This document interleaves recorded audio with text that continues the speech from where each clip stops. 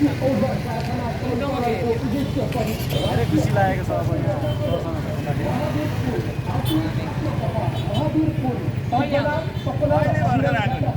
यहाँ नानीहरू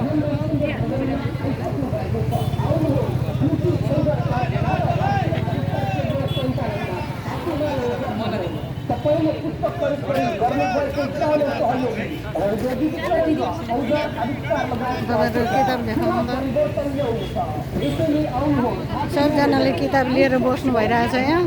मैले भिडियो बनाइराखेको छु, उहाँले पनि किताब लिनुभएको छ। यहाँले थाहा पाइसक्नु भएको छ मेरो छेउमा महावीर पुल हामी दमक चोकमा छौँ। नेपालको एकमात्र वैज्ञानिक उहाँ विगत केही समयदेखि यो दमकलाई चाहिँ आसपास मानेर आफ्नो पुस्तक सम्झना सपना र अविरल यात्रा भन्ने पुस्तक उहाँले चाहिँ बेचिरहनु भएको छ। यो पुस्तक उहाँले वीरगन्जमा रहेको होइन सर, वीरगन्जमा रहेको एउटा यो औजार कृषि औजार कारखानालाई चाहिँ देशव्यापी रूपमा कृषकहरूलाई सहज होस् र यो सहजले गर्दाखेरि कृषकले सहज रूपमा उत्पादनमा सहयोग होस्, देशमा समृद्धि होस्, कृषि क्रान्ति होस् भनेर उहाँले चाहिँ यो पुस्तक बिक्री गरिरहनु भएको छ। विगत लामो समयदेखि देशभरि यो क्षेत्रमा आइरहनु भएको छ। अब यो क्षेत्र अहिलेका वर्तमान प्रधानमन्त्री केपी शर्मा ओलीको क्षेत्र हो। म उहाँलाई सम्झिन चाहन्छु। एकजना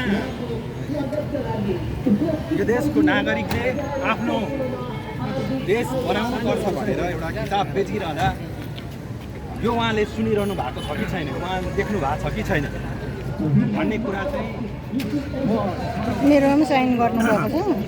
पक्कै पनि केही गर्छु भन्ने वैज्ञानिक महावीर पुल जस्ता डाक्टर नागरिकलाई महावीर राज्यले पनि हामी प्रत्येक नेपालीले आम नागरिक राज्यले पनि उहाँको यो लक्ष्य आज अभियानमा डाक्टर वैज्ञानिक उहाँले जुन यो औद्योगिक कारखाना बनाउने सपना देख्नु भएको छ यो चाहिँ हामी सबै मिलेर चाँडै साकार पारौँ र देशको आमूल परिवर्तनमा केही टेवा पुगोस् भन्ने आह्वानका साथ सबै आदरणीय नागरिकहरूलाई यो पुस्तक पढ्ने किन्ने मात्रै होइन, पढेर यहाँ भएको उहाँको विचारहरू अनुमोदन गर्ने र पढ्ने र उहाँलाई सहयोग गर्ने होस् र यो यो यो किताब सबैको देशमा समृद्ध चाहने मान्छेहरू नागरिकहरूको झोलामा रहोस् र यो अरूलाई पनि यो ज्ञान बाँड्ने गरौँ।